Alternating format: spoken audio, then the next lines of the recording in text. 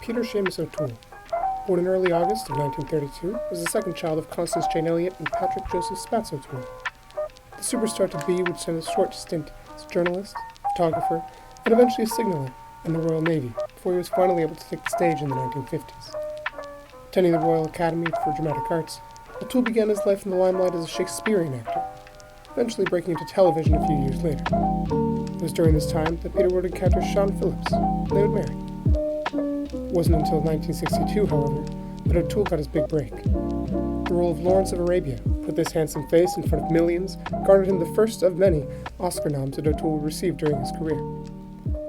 While the public enjoyed Peter's performances on the silver screen, behind the scenes is where O'Toole earned his hell-raising moniker, and it was after that big break that he would start to live up to the name.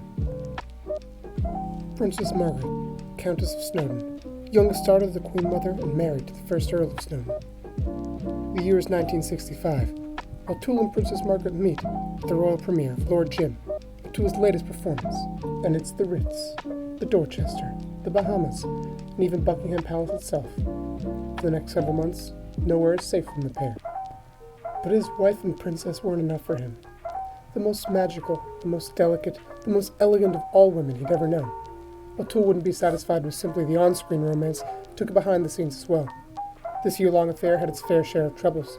Along with the pregnancy scare, Hepburn's marriage, it was during this time that O'Toole's off-screen vices were starting to take their toll. Drink plagued the leading man. All of this would eventually become too much of a strain on O'Toole's marriage. Siân would leave him in 1979 after 20 long years, and later go on to recount O'Toole's jealousy and cruelty towards her. At the same time, O'Toole would begin to face several health problems, including stomach cancer, that would force the actor to take time off from his prolific work.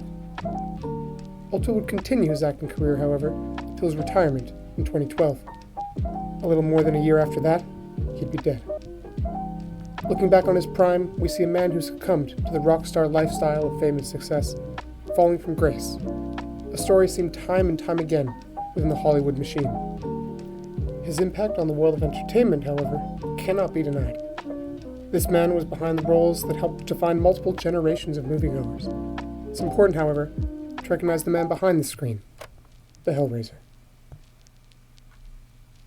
Hey guys, did you know he was in Ratatouille?